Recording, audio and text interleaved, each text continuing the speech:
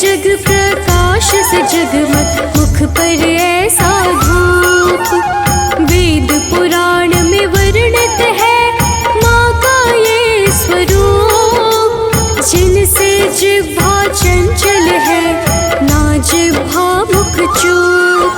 है विद्यादात्री माँ, है सरस्वती ओ माँ, है विद्यादात्री माँ, है सरस्वती ओ माँ।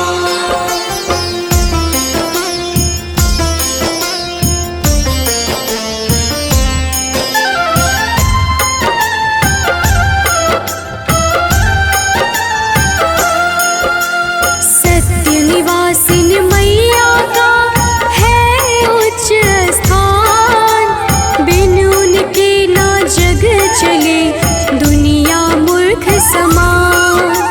मूलतः ज्ञान की देवी है वीणा धारिणी नाम। जो पा लेता है उन्हें मन जाते हैं हर काम। है विद्यादात्री माँ, है सरस्वती ओ माँ, है विद्यादात्री माँ, है सरस्वती ओ माँ।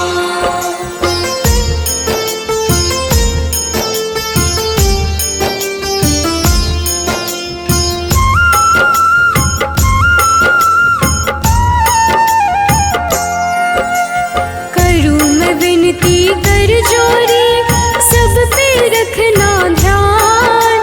हम बालक अज्ञानी माता करना तुम कल्याण। तुम बिन जगना दिनचर्या ना छाओ ना धो। सद्बुद्धि तुम दाती हो ज्ञान का रूप। है विद्यादात्री माँ, है सरस्वती ओ माँ, है विद्यादात्री माँ, है सरस्वती ओ माँ।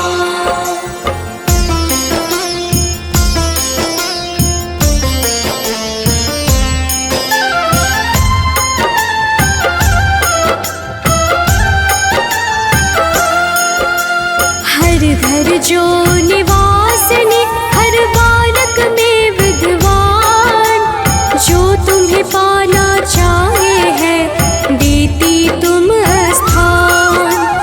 पूजा पाठ भी मैया के निश्चित दिन है खास। वसंत पंचमी सभी मनाते करते हैं उपवास। है विद्यादात्री माँ, है सरस्वती ओ माँ, है विद्यादात्री माँ, है सरस्वती ओ माँ।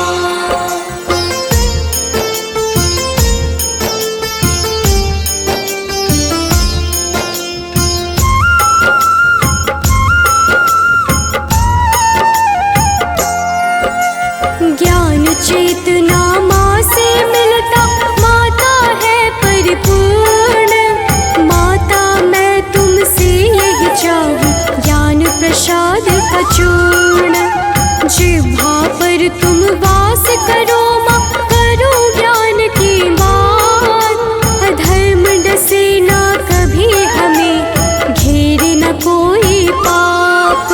है विद्यादात्री माँ, है सरस्वती ओ माँ, है विद्यादात्री माँ, है सरस्वती ओ माँ।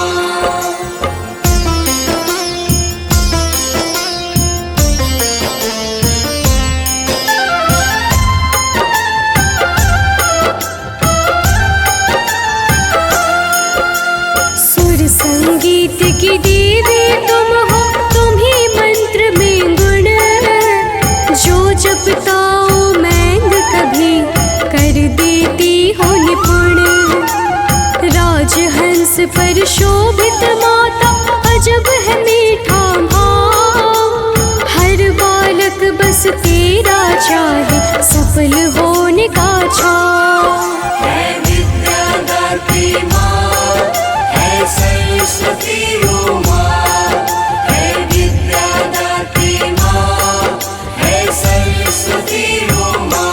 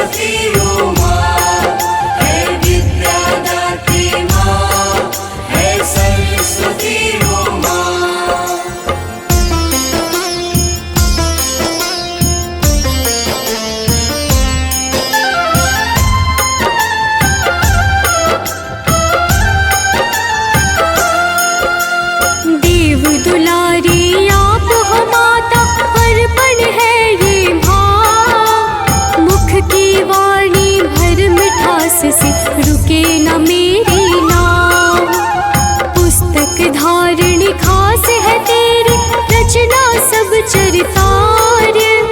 करता तो बस तुम ही हो माता, मुझे ज्ञान का स्वार्य।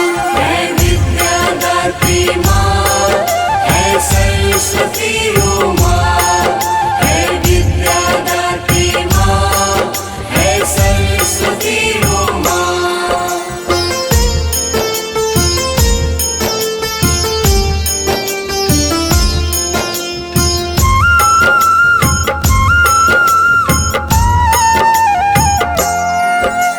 भक्त तुम्हें बुलाए माता, कलम की थाम लो डोर।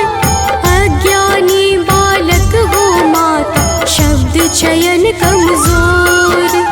ना कोई आशा है जगत से, चारों ओर अंधियार।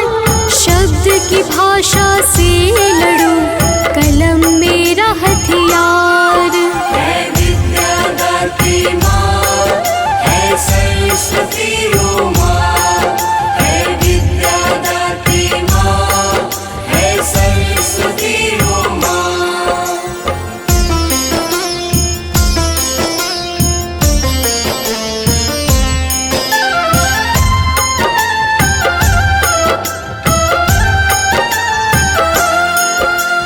कभी जो मेरा मन विचलित हो, गलत हो मन की चाह। वीणा धारिणी कलम की देवी, तुम ही दिखाना राह। सत्य अहिंसा पथ पर लाना, डाल के विद्या विवेक। स्वच्छ हो सारे मन के इरादे, काम करो सब नेक। है विद्यादात्री माँ, है सरस्वती ओ माँ।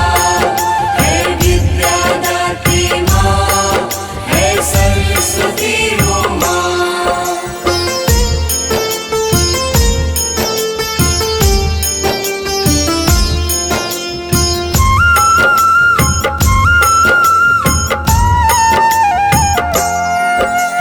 हर पुराण हर छंद में तुम हो, तुम ही हो कविता पाठ। ज्ञान की धारा तुम ही से बहती, तुम ही ज्ञान की घाट। वीणा धारिणी सुर में सरगम, ताल में ताल अनेक। लय धारा है तुम ही से मैया, तुम ही से सारे टेक। है विद्यादात्री माँ, है सरस्वती ओ माँ। है विद्यादात्री माँ, है सरस्वती ओ माँ।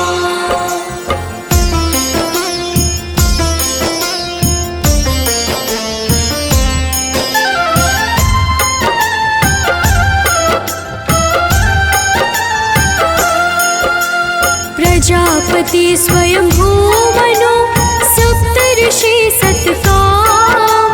तुमसे जुड़ा है धर्म यहाँ, तुम ही से इनका नाम। विद्या ज्ञान की जड़ तुम ही हो, रहना माँ सन्मुख।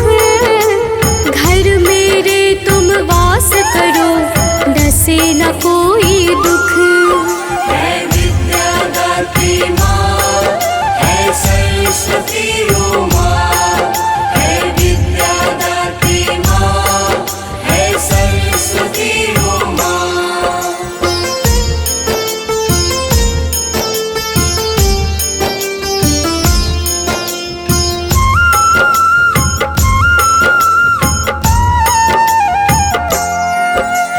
महिमा तेरी जितने कहूँ, लगे है मैया थोर। शिव हरि फौजी लिखे ये वाणी, ज्ञान की कर दो भोर। प्रकाश पुंज हो तुम ही, विवेक की आशा और विश्वास। हर क्षण तेरा ही वर्णन, अज्ञान की करती नाश। है विद्यादात्री माँ, है सरस्वती ओ माँ। है विद्या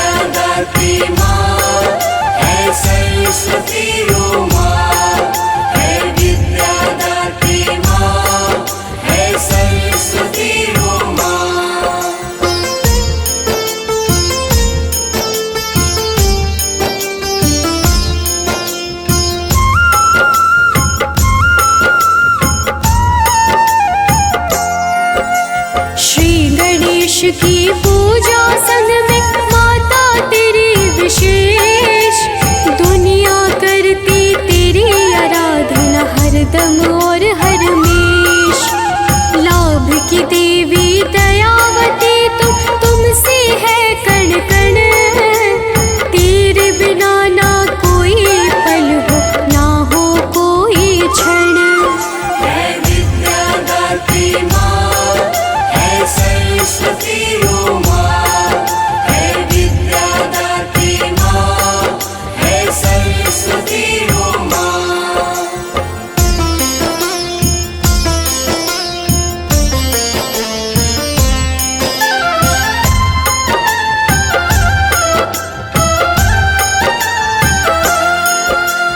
कमल धारिणी है माता तुम, छेड़ दो वीणा की राग, बंद विवेक खुल जाए खुले भक्त के भाग्य। कर जोरी करो अर्ज विमान, महिमा माँ की महान, विद्यार्थी बन सब दोहराए दे दो ज्ञान का दान। है विद्यादात्री माँ, है सरस्वती ओ माँ, है विद्यादात्री माँ, है सरस्वती ओ माँ।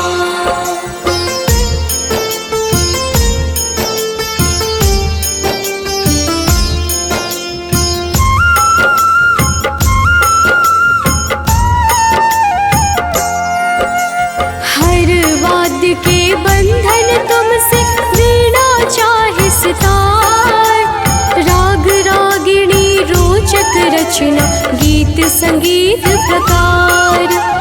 तुम बिन माता सब अधूरा, शब्द हो चाहे साहित्य, तेरी आशीष से सब संभव है नाटक नाट्य नृत्य। है विद्यादात्री माँ, है सरस्वती ओ माँ, है विद्यादात्री माँ, है सरस्वती ओ माँ।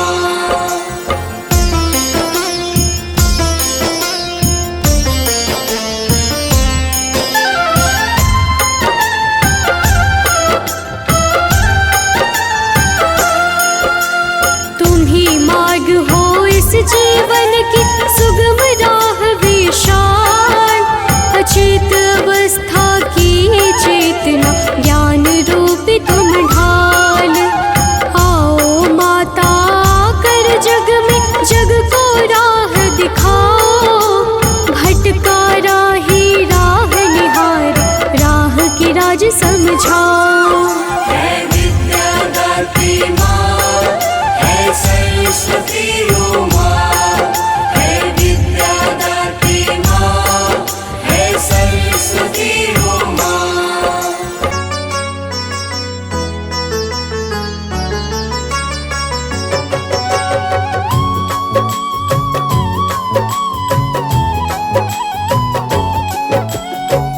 ओम सरस्वत्यै नमो नमः, ओम वरप्रदाय नमो नमः, ओम महाभद्राय नमो नमः, ओम महामायाय नमो नमः। प्रेम से बोलिए सरस्वती माता की जय।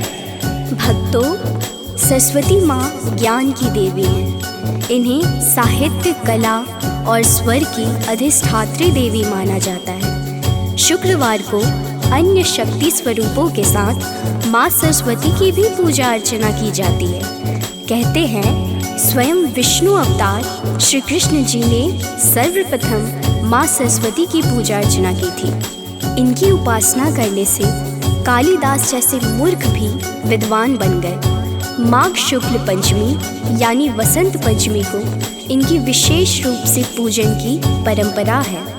भक्तों, माँ सरस्वती की अनेक प्रचलित कथाएं हैं, जिनमें से कुछ पावन कथाओं को आज हम प्रस्तुत करेंगे। इन कथाओं के श्रवण से असीम सुख व शांति की अनुभूति होती है। तो आइए भक्तों, सुनते हैं माँ सरस्वती की कुछ प्रसिद्ध कथाएं।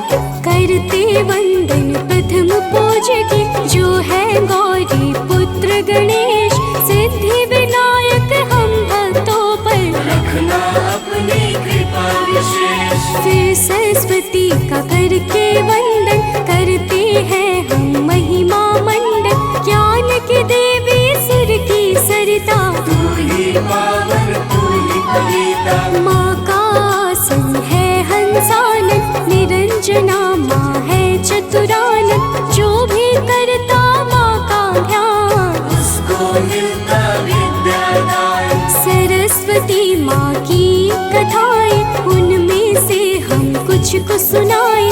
सुनना भक्तों ध्यान लगाकर हंस वाहिनी सब पे कृपा कर।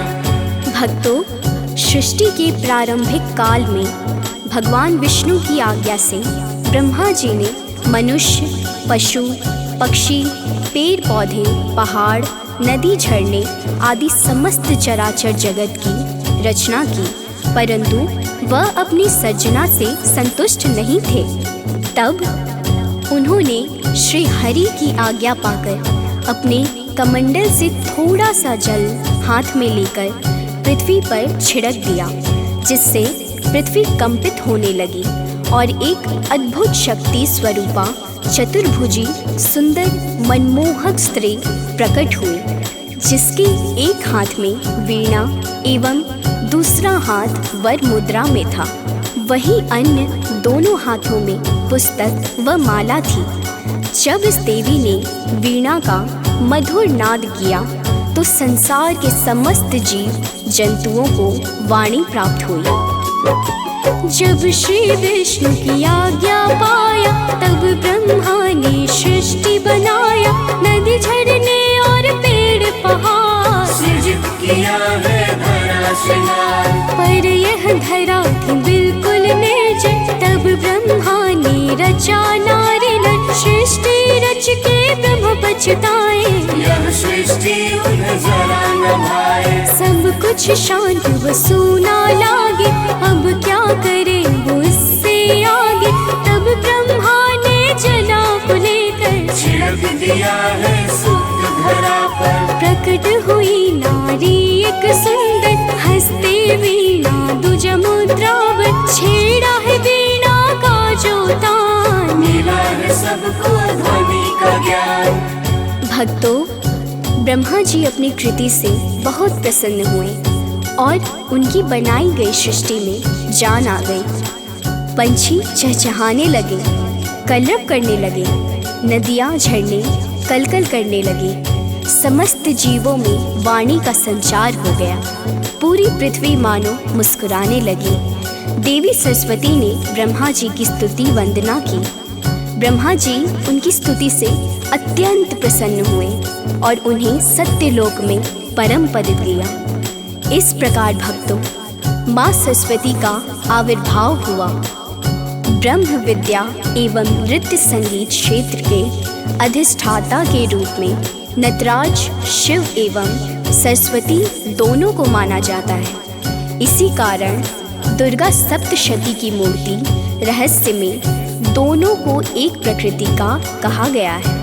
अतः माता सरस्वती के अन्य नामों में इन्हें शिवानुजा अर्थात शिव की छोटी बहन कहकर भी संबोधित किया गया है। श्वेत कमल पर मैया विराजे। हाथ में इनके वीणा साजे। अन्य हस्त पुस्तक और माला। सब जीवों में वाणी डाला। माँ ने किया ब्रह्मा का वंदन। स्तुति करके किया अभिनंदन। दिया ब्रह्मा ने सरस्वती नाम। सत्यलोक है माँ का धाम। माँ देती है कला स्वर ज्ञान। मूर्ख भी जिससे बने विद्वान। जो माँ का निस दिन कर पार उनको मिलता माँ का साथ। ब्रह्म विद्या को देने वाली माँ ही काली माँ ही कराली। जिन पे होती है माता सहाय। लक्ष्मी भी उन पे कृपा बरसाए। भक्तों, माता सरस्वती को भगवान ब्रह्मा जी की पत्नी माना जाता है। एक बार की बात है, सरस्वती माता को एक अनुष्ठान में पहुंचने में देर हो गई और ब्रह्मा जी को यह महत्वपूर्ण अनुष्ठान समय पर करना था। इसलिए उन्होंने गायत्री नामक स्त्री से शादी रचाई और अनुष्ठान करने बैठे। तभी वहाँ सरस्वती माँ आ गईं। जब माता सरस्वती को शादी की बात पता चली तो वह निराश और क्रोधित हो गईं। उसने ब्रह्मा को श्राप दिया ताकि मनुष्य फिर कभी ब्रह्मा जी की पूजा न करे।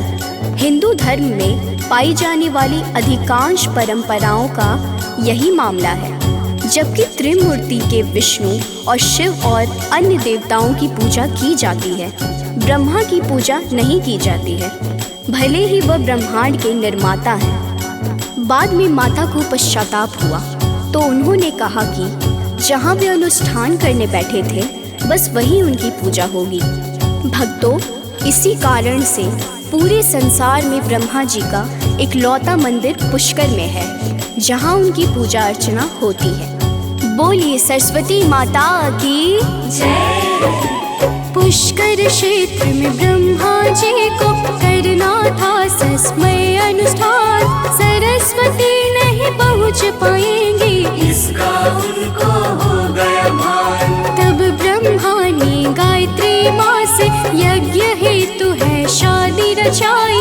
पता चला जब शारदा माँ को क्रोधा अग्नि से वो भर आई। दिया शाप फिर ब्रह्मा जी को, होगी नहीं अब कहीं भी पूजा। सुनो हे ब्रह्मा मंदिर आपका, पुष्कर छोड़ना होगा दूजा। इसीलिए संपूर्ण जगत में एक ही मंदिर का है वर्णन। पुष्कर ही बस एक जगह है जहाँ होता है ब्रह्मा पूजन।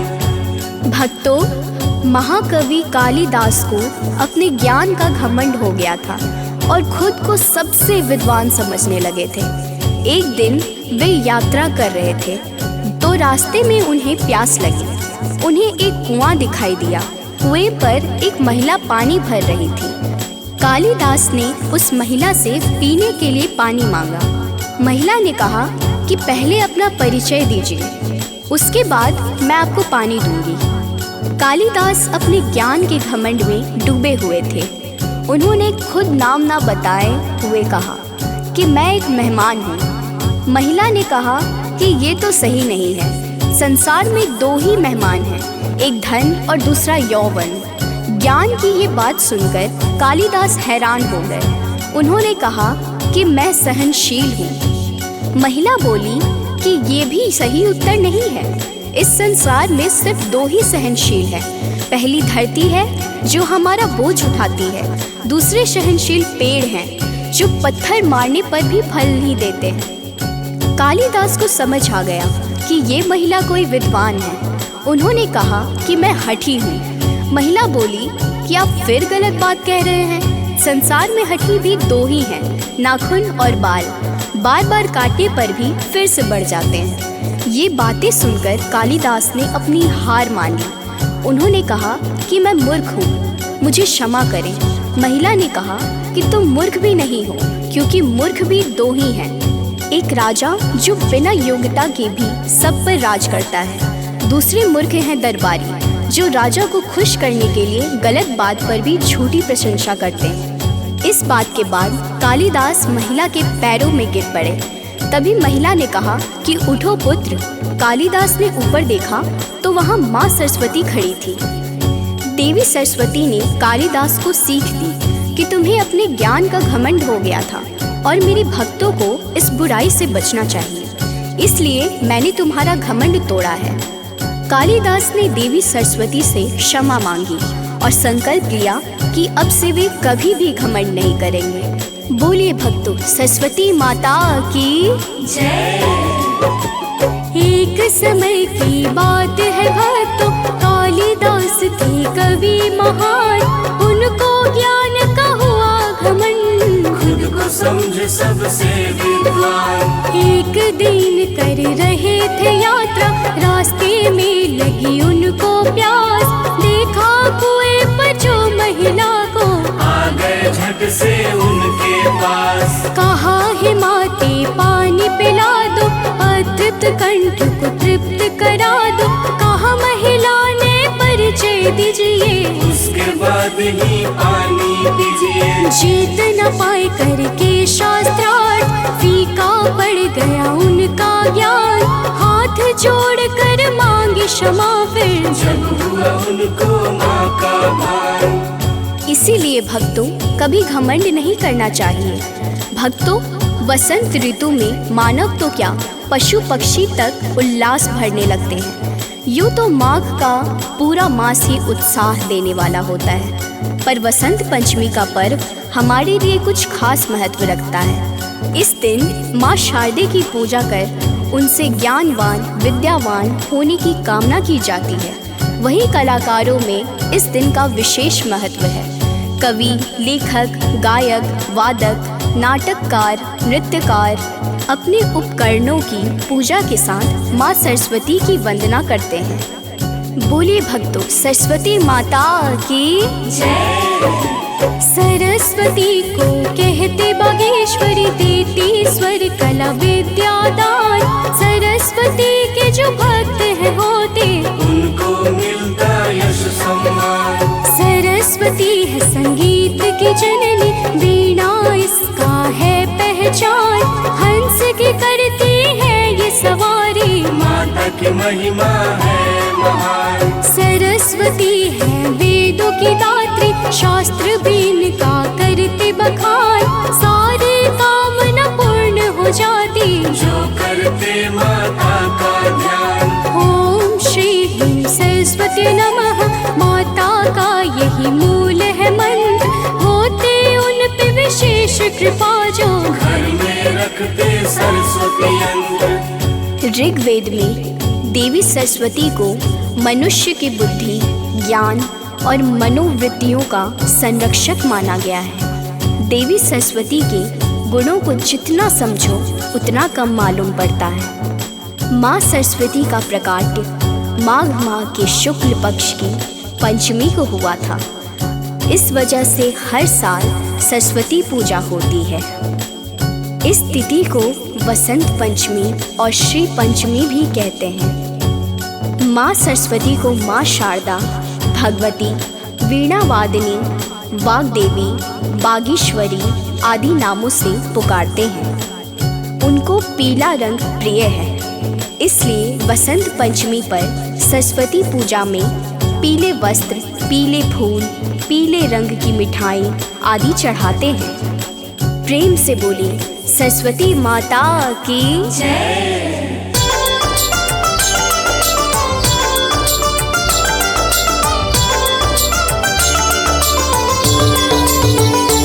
ओम जय सरस्वती माता, जय जय सरस्वती माता।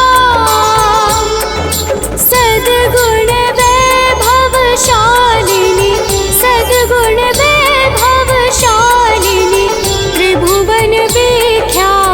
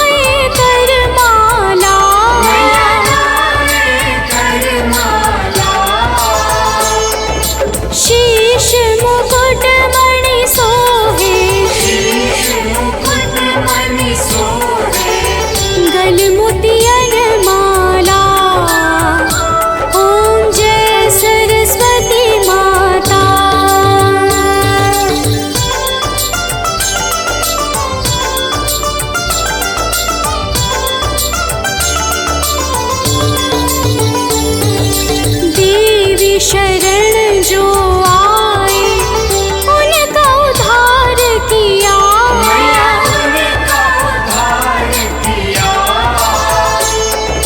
बैठी मंथरा दासी, बैठी मंथरा दासी, रावण संहार किया। ओम जय सरस्वती माता।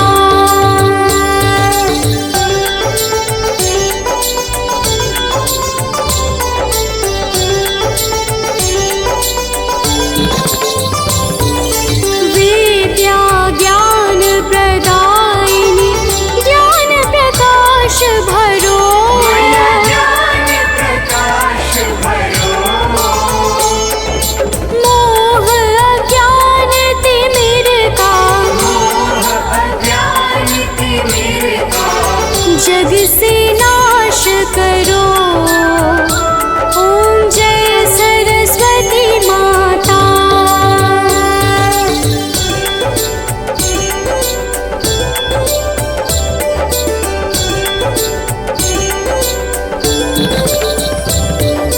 धूप दीप फल मेवा माँ स्वीकार करो।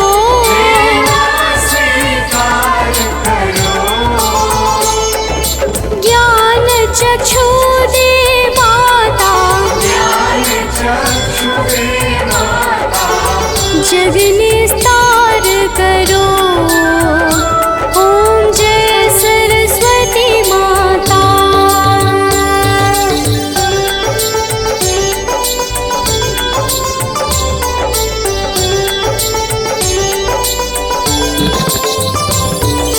माँ सरस्वती की आरती जो कोई जन गावे। मैया जो कोई जन गावे, हितकारी सुखकारी, हितकारी सुखकारी, ज्ञान भक्ति पावे। ओम जय सरस्वती माता।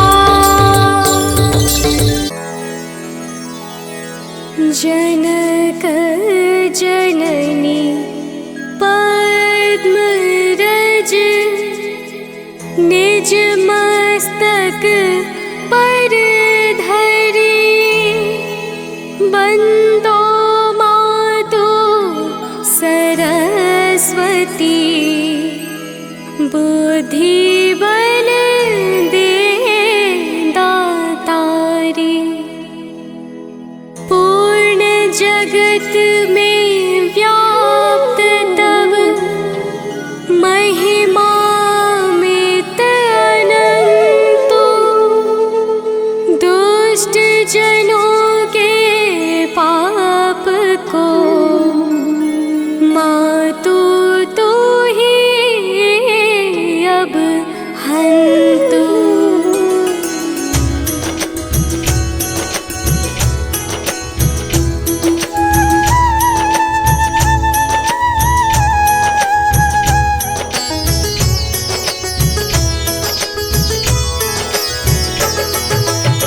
जय श्री सकल बुद्धि बल राशि, जय सर्वज्ञ अमर अविनाशी।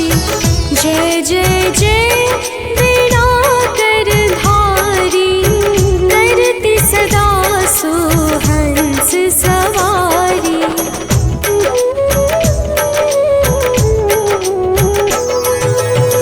रूप चतुर्भुज धारी माता, सकल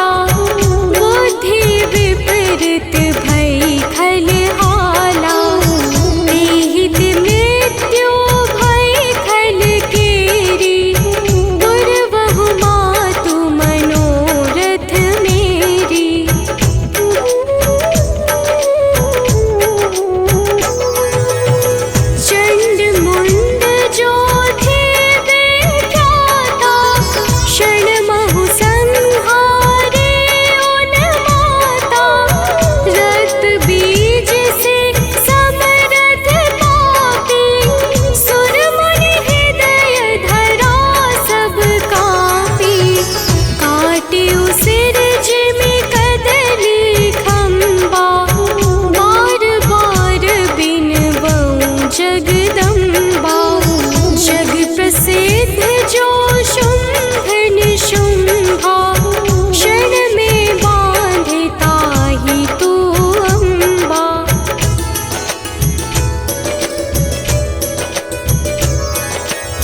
भरत मातु बुद्धि फेरि उजाई, रामचंद्र वनवास कराई।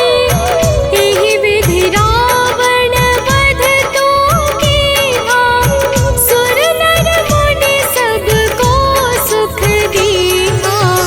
हो समरथ तब यश गुण गाना, निगम अनादि अनंत बखाना।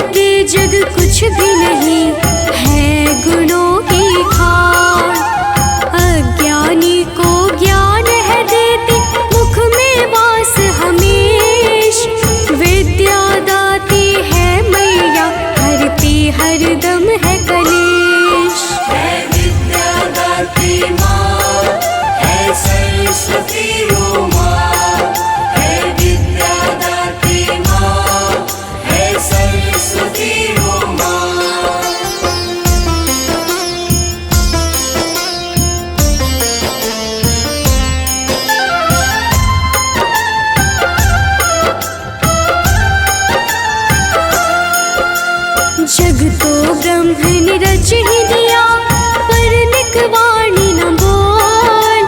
मिथ्या वचन की होड़ मची दुनिया भी डावाडोल।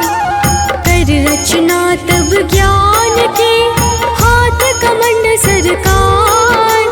ज्ञान की देवी प्रकट हुई करने जग का उद्धार। है विद्यादात्री माँ, है सरस्वती वो माँ। है विद्यादात्री माँ, है सरस्वती वो माँ।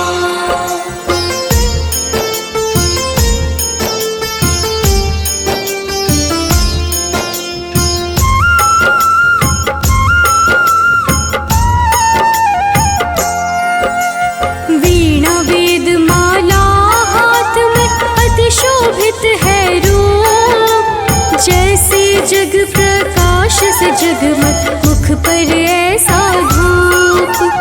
वेद पुराण में वर्णित है माँ का ये स्वरूप। जिनसे जिह्वा चंचल है ना जिह्वा मुख चूप। है विद्यादात्री माँ, है सरस्वती वो माँ। है विद्यादात्री माँ, है सरस्वती वो माँ।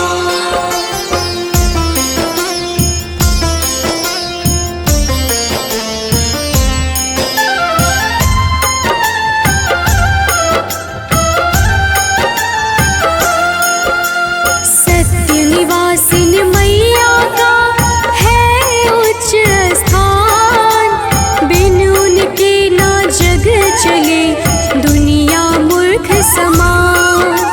मूलतः ज्ञान की देवी है वीणा धारिणी नाम। जो पा लेता है उन्हें मन जाते हैं हर काम। है विद्यादात्री माँ, है सरस्वती वो माँ। है विद्यादात्री माँ, है सरस्वती वो माँ।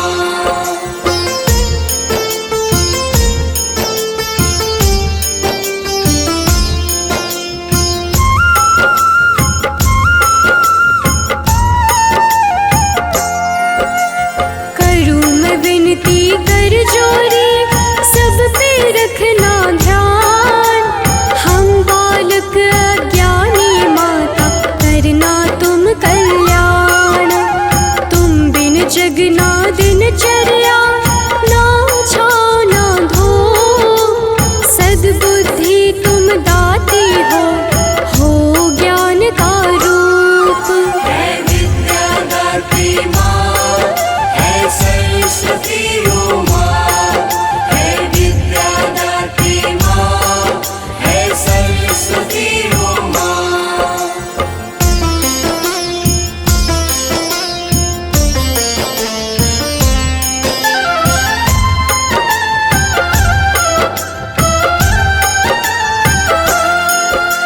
हर घर जो निवासिनी हर बालक में विद्वान। जो तुम्हें पाना चाहे है देती तुम स्थान। पूजा पाठ भी मैया के निश्चित दिन है खास। वसंत पंचमी सभी मनाते करते हैं उपवास। है विद्यादात्री माँ, है सरस्वती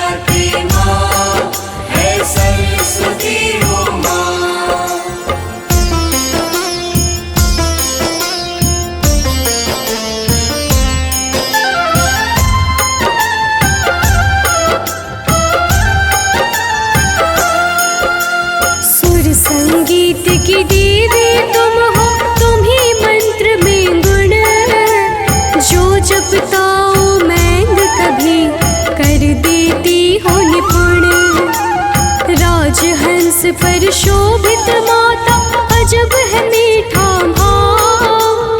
हर बालक बस तेरा चाहे, सफल होने का छाव।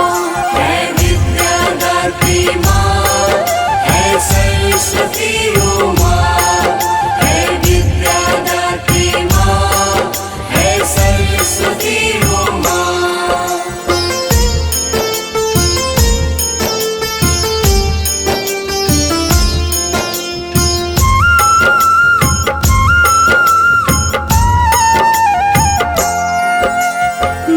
शारदे वीणा वाली पुस्तक धारिणी नाम, जो तुमको है मन में बसाता, सुंदर दे परिणाम।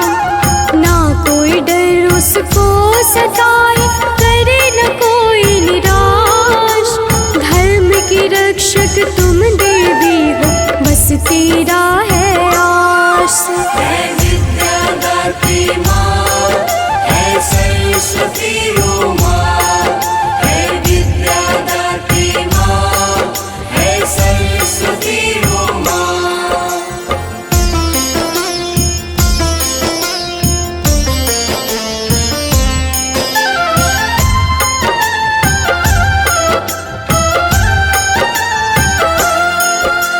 श्वेत वर्ण चंदा सा चमके, सर पे मुकुट अद्भुत।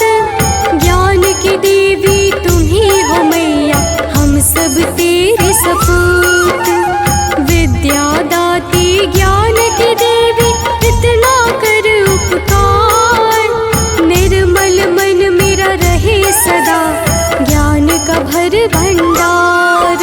है विद्यादात्री माँ, है सरस्वती उमा। है विद्यादात्री माँ, है सरस्वती उमा।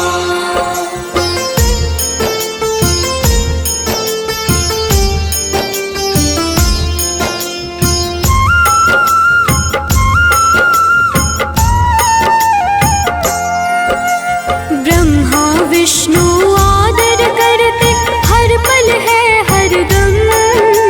सकल मनोरथ पूरा करती, डरता माँ से अधर्म। हे कल्याणी अर्ज है मेरी, चाहो बस मैं ज्ञान। पूरा कर दे माँ शारदे, सारे ये अरमान। है विद्यादात्री माँ, है सरस्वती उमा। है विद्यादात्री माँ, है सरस्वती उमा।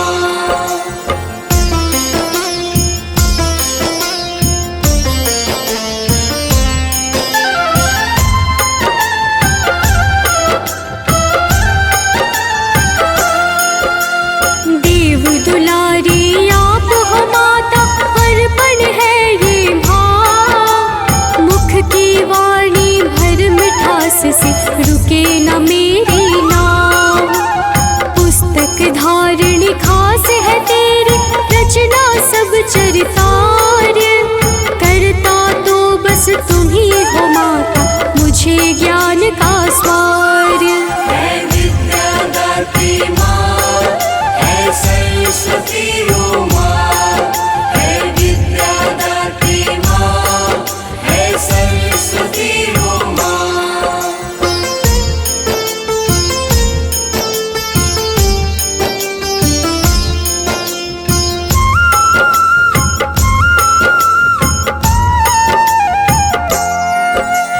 भक्त तुम्हें बुलाए माता, कलम की थाम लो डोर। अज्ञानी बालक हो माता, शब्द चयन कमजोर। ना कोई आशा है जगत से, चारों ओर अंधियार। शब्द की भाषा से लड़ो, कलम मेरा हथियार। है विद्यादात्री माँ, है सरस्वती उमा।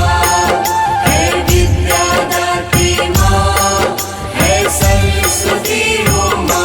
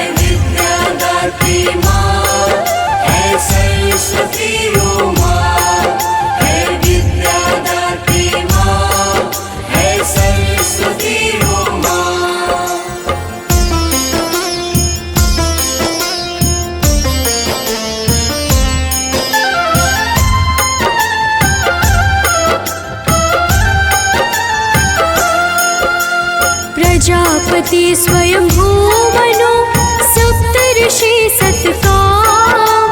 तुमसे जुड़ा है धर्म यहाँ, तुम्ही से इनका नाम। विद्या ज्ञान की जड़ तुम्ही हो, रहना माँ सन्मुख।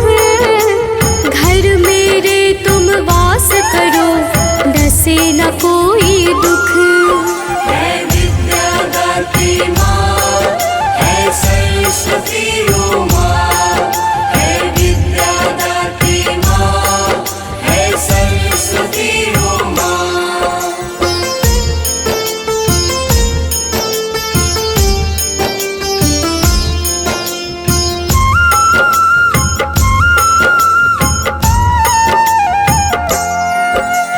महिमा तेरी जितने कहूँ, लगे है मैया थोर। शिव हरि फौजी लिखे ये वाणी, ज्ञान की कर दो भोर। प्रकाश पुंज हो तुम ही, विवेक की आशा और विश्वास। हर क्षण तेरा ही वर्णन, अज्ञान की करती नाश। है विद्या दात्री माँ, है सरस्वती ओ माँ। है विद्या दात्री माँ, है सरस्वती ओ माँ।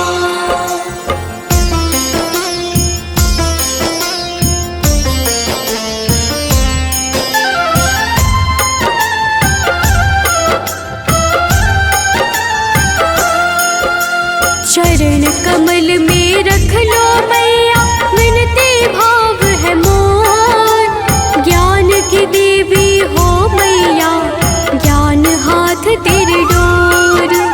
हर पल हर दम बस ये चाहूं, नए बने सब में। तेरी कड़ी जब जोड़ पिरो, बन जाए एक गीत।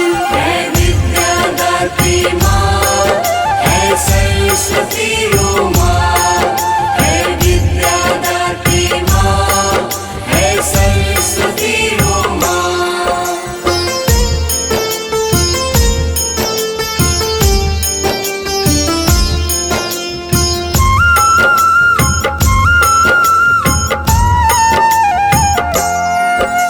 श्री गणेश की पूजा संग में, माता तेरी विशेष। दुनिया करती तेरी आराधना, हरदम और हरमेश। लाभ की देवी दयावती तुमसे है कण कण। तेरे बिना ना कोई पल हो, ना हो कोई क्षण। है विद्या दात्री माँ, है सरस्वती ओ माँ। है विद्या दात्री माँ, है सरस्वती ओ माँ।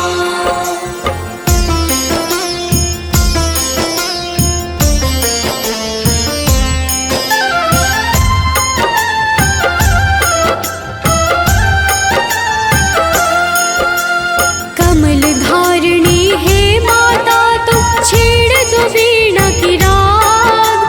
बंद विवेक खुल जाए, खुले भक्त के भाग्य।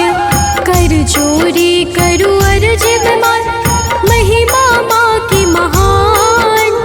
विद्यार्थी बन सब गोहराए, दे दो ज्ञान का दान। है विद्या दात्री माँ, है सरस्वती ओ माँ। है विद्या दात्री माँ, है सरस्वती ओ माँ।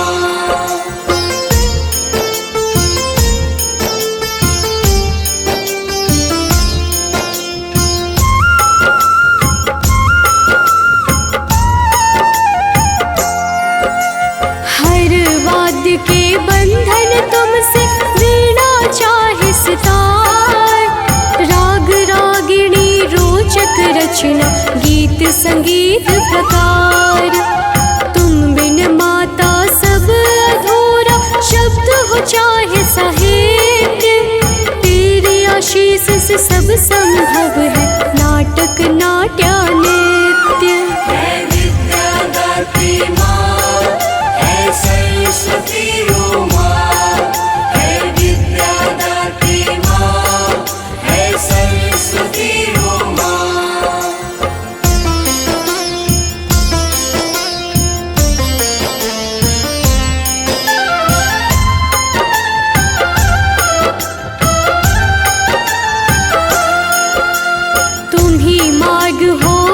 जीवन की सुगम राह विशाल। अचेत अवस्था की चेतना ज्ञान रूपी तुम ढाल। आओ माता कर जग में जग को राह दिखाओ। भटका राही राह निहार, राह की राज समझाओ।